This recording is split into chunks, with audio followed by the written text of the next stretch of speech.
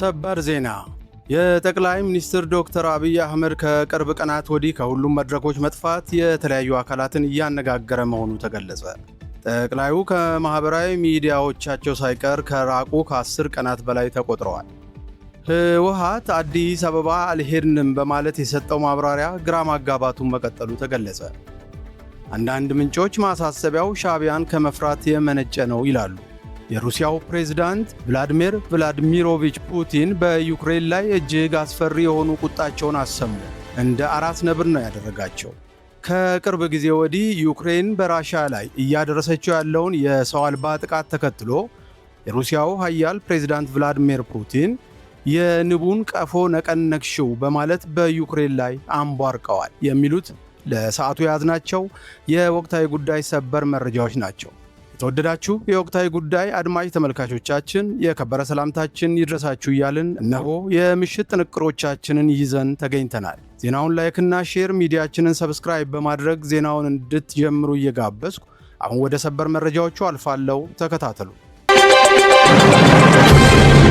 የጠቅላይ ሚኒስትር ዶክተር አብይ አህመድ ከቅርብ ቀናት ወዲህ ከሁሉም መድረኮች መጥፋት የተለያዩ አካላትን እያነጋገረ መሆኑ ተገለጸ። ጠቅላዩ ከማህበራዊ ሚዲያዎቻቸው ሳይቀር ከራቁ ከ10 ቀናት በላይ ተቆጥረዋል። ጠቅላይ ሚኒስትር አብይ አህመድ ብዙ እንጠብቅበታለን፣ ያቀናናል፣ ይለውጠናል ሲሉ በከረሙት የሀገራዊ ምክክር ጉባኤ ፍጻሜ ቀን ላይ አለመገኘታቸው ብዙ እያነጋገረ ነው።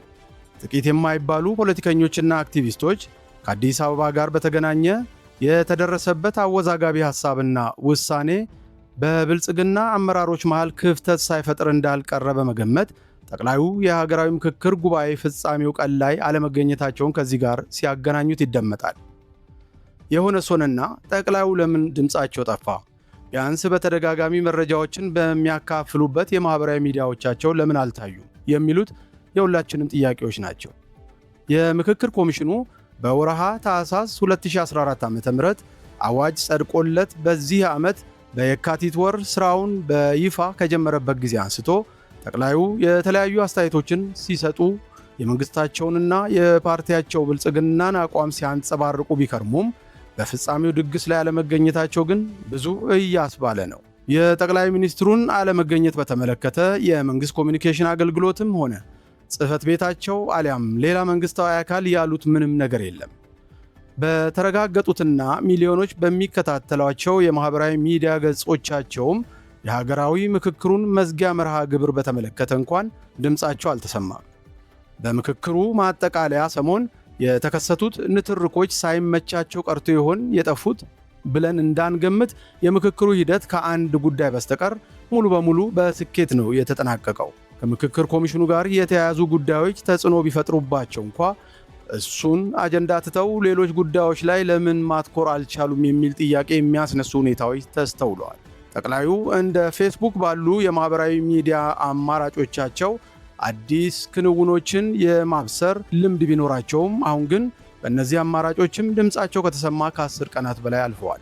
ከዚህ ጋር በተያያዘ መረጃ የተለያዩ አካላት የተቃዋሚ አባላትና የመንግስት ሹማምንት ስለተጠናቀቀው ምክክር ሐሳባቸውን ሲሰጡ እየተሰማ የጠቅላዩ ዝምታ ግን ለብዙዎች እንግዳ ነገር ሆኗል። የተከበሩ ጠቅላይ ሚኒስትር ዶክተር አብይ አህመድ የሀገራዊ ምክክሩ በሀገራችን ለዘመናት የተከማቹ ችግሮቻችንን የምንፈታበት አንዱ መንገድ እንጂ ችግሮቻችንን የምንፈታበት ብቸኛው ቁልፍ ወይንም አልፋና ኦሜጋ አድርገን አናየው። የፖለቲካ ባህል ባልዳበረበት እንደ ኢትዮጵያ ያለ ማህበረሰብ ውስጥ እየኖርን የዘመናት ችግሮቻችንን በአንድ ወር ውይይት ይፈታል ብሎ ማሰብም በጣም አስቸጋሪ ነው። ያም ሆኖ ጅምሩ ተስፋ ሰጪ ውጤት ታይቶበታል። ስለዚህ ይህንን ጉዳይ ተወት ያድርጉና ቢያንስ ያስለመዱንን የማህበራዊ ሚዲያ መረጃዎች ማጋራቱን ይቀጥሉ የሚል መልእክት ማስተላለፍ እንወዳለን። ህወሓት አዲስ አበባ አልሄድንም በማለት የሰጠው ማሳሰቢያ ግራ ማጋባቱን መቀጠሉ ተገለጸ። አንዳንድ ምንጮች ማሳሰቢያው ሻዕቢያን ከመፍራት የመነጨ ነው ይላሉ።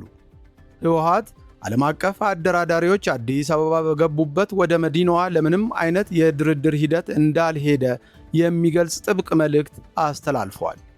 ከነፋስና ከግዑዝ አካላት ጋር በመወዛገብና ጦር በመማዘዝ የሚታወቀው ዶን ኪዮቴ የተባለው የአንድ መጽሐፍ ገጸ ባህሪ ጋር በተመሳሰለ ሁኔታ ህወሓትም ማንም አዲስ አበባ ሂደሃል ሳይለው አልፎ ያጅ ለሚያወራው መልስ በመስጠት አዲስ አበባ አልሄድንም ሲል ተሰምቷል። ህወሓት አካባቢ የሚገኙ ምንጮቻችን እንደገለጹልን አዲስ አበባ አልሄድንም የሚለው የህወሓት ማሳሰቢያ መሰል መልእክት ብዙ ትርጉም ሊሰጠው የሚችል ነው።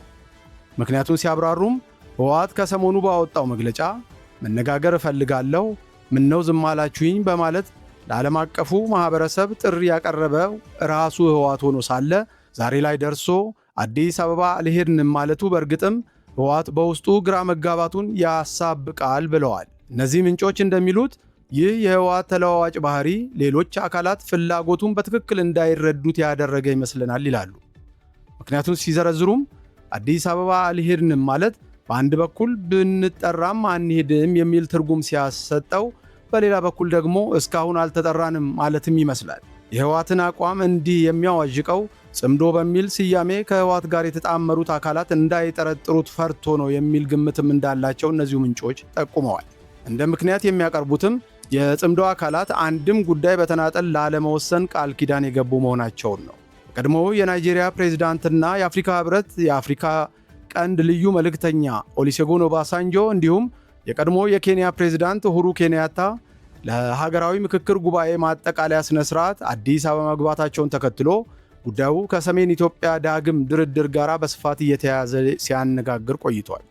በትግራይ ክልል ጊዜያዊ አስተዳደሩን በማፍረስ ስልጣን የያዘው ክልላዊ መንግስት ምክትል ፕሬዝዳንትና የፍትህ ቢሮ ኃላፊ የሆኑት አቶ አማኑኤል አሰፋ አሸንዳን አስመልክቶ ባስተላለፉት መልእክት እኛ ያለነው ትግራይ ውስጥ ነው፣ ወደ አዲስ አበባ አልሄድንም፣ ባሉባልታ አትደናገሩ ሲሉ በይፋዊ የማህበራዊ ትስስር ገጻቸው ላይ አሳስበዋል።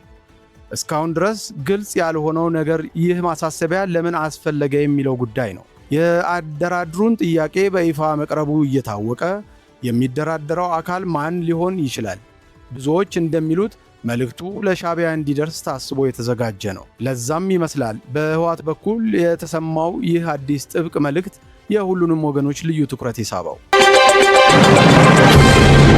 የሩሲያ ኃያል ፕሬዝዳንት ቭላዲሚር ቭላድሚሮቪች ፑቲን በዩክሬን ላይ እጅግ አስፈሪ የሆነ ቁጣቸውን አሰሙ። እንደ አራስ ነብር ነው ያደረጋቸው። ከቅርብ ጊዜ ወዲህ ዩክሬን በራሽያ ላይ እያደረሰች ያለውን የሰው አልባ ጥቃት ተከትሎ የሩሲያው ኃያል ፕሬዝዳንት ቭላዲሚር ፑቲን የንቡን ቀፎ ነቀነቅሽው በማለት በዩክሬን ላይ አንባርቀዋል። ቭላዲሚር ቭላድሚሮቪች ፑቲን የኢኮኖሚ መሠረተ ልማትሽ ላይ ግዙፍ ውድመት አደርስበታለሁ የሚል ማስጠንቀቂያ ለመስጠት የተገደዱት በትናንትናው ዕለት ዩክሬናዊ ባላንጣቸው ፕሬዝዳንት ዘለንስኪ የነዳጅ ማጣሪያዎቻቸውንና የኢንተርኔት ሱቆቻቸውን የዕቃ መጋዘኖች ላይ ተከታታይ ድብደባ ስለፈጸሙባቸው ነው።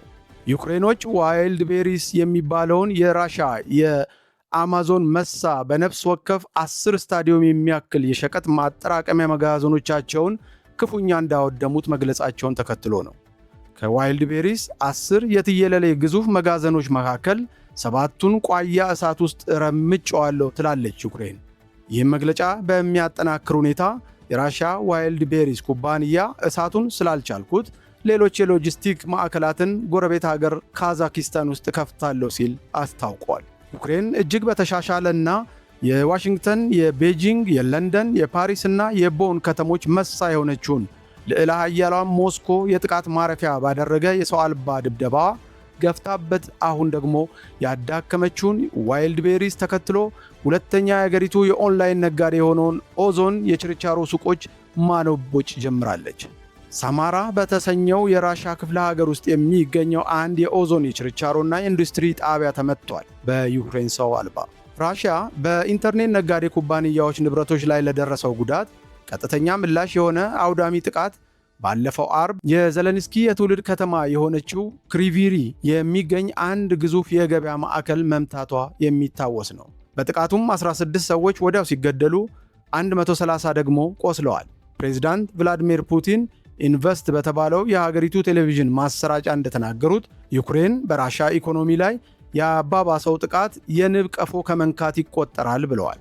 የኪየቭ አገዛዝ አሉ ፑቲን በመግለጫቸው፣ የኪየቭ አገዛዝ ኢኮኖሚያችንን ለማውደም ተነስቷል። ምንድነው የጠቀመው? የንብ ቀፎውን ነው ያነቃነቀው ብለዋል በከፍተኛ ቁጣ።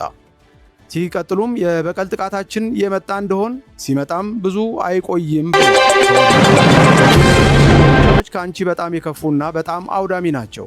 ሁሌም ያልኩትን ነው የማስታውሰው፣ ምላሽ ይኖረዋል ብለዋል። ፑቲን ወደ 5ኛ ዓመቱ እየተቃረበ ባለው ጦርነት ነክሰው የያዟት ዩክሬንን እንዳስጠነቀቁት የኢኮኖሚ መሠረተ ልማቷ በራሽያ ሚሳኤሎችና ሰው አልባ ያጣመረ ተከታታይ ጥቃት ሊወድም ይችላል ብለዋል።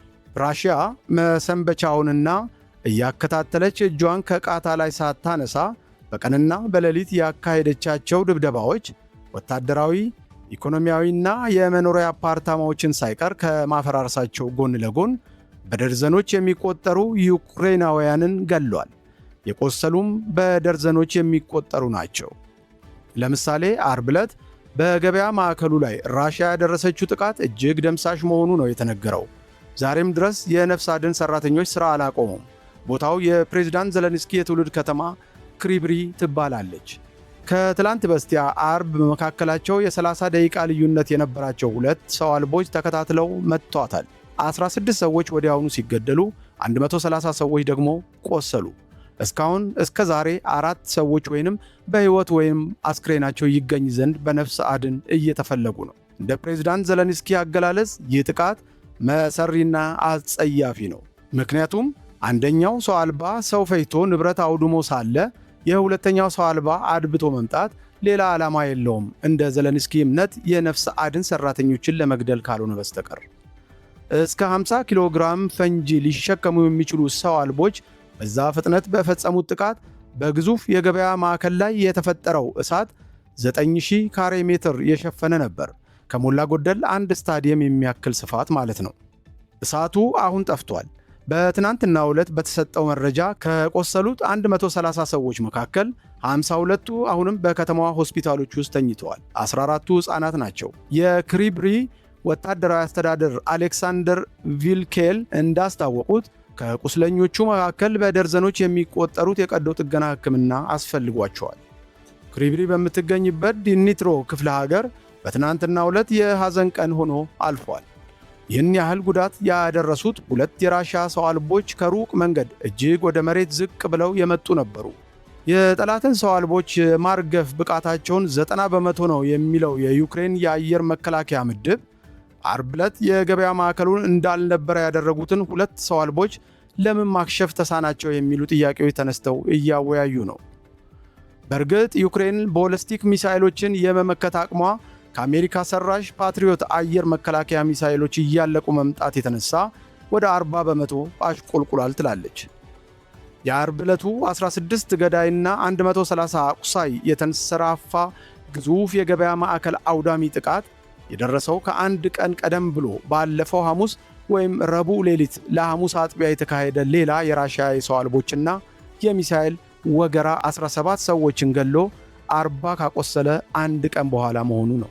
ይህ በእንዲህ እንዳለ የራሽያ መከላከያ ሚኒስቴር አርብ ሌሊቱን ለቅዳሜ አጥቢያም በጠቅላላው 457 የዩክሬን ሰው አልቦችን መትቶ መጣሉን አስታውቋል። በደቡባዊ ራሽያ ክራስናዳር ክፍለ ሀገር ውስጥ በምትገኝ የወደብ ከተማ በደረሰ የሰው አልባ ጥቃት 2 ሕፃናት ተገለው 2 ታዋቂዎች ደግሞ የቆሰሉ መሆኑ ታውቋል።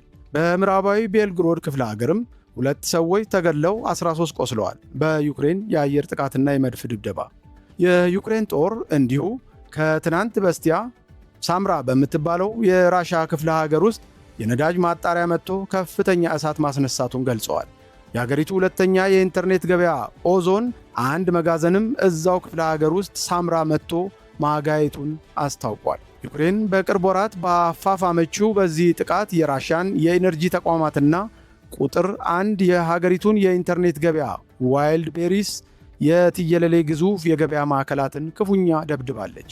እንደ ዩክሬን መግለጫ ከሆነ ዋይልድ ቤሪስ ከነበሩት ግዙፋን 10 የሎጂስቲክ ማዕከላት ውስጥ 7ቱ ተመቷል። ዩክሬን ዋይልድ ቤሪስን እኩል ጥምድ ያደረገችበትን ምክንያት ስትገልጽ የራሽያን ጦርነት ስለሚያግዝ የሚል ምላሽ ነው የምትሰጠው። የተከበራችሁ የቻናላችን ቤተሰቦች ለዛሬ ምሽት ያዘጋጀናቸው መረጃዎቻችን የተከታተላችኋቸው ነበሩ። አብራችሁን ስለነበራችሁ እናመሰግናለን። ዜናውን ላይክ እና ሼር፣ ሚዲያችንን ሰብስክራይብ በማድረግ አጋርነታችሁን አጠናክሩ ዘንድ የተለመደ የአክብሮት ግብዣችንን እናቀርባለን።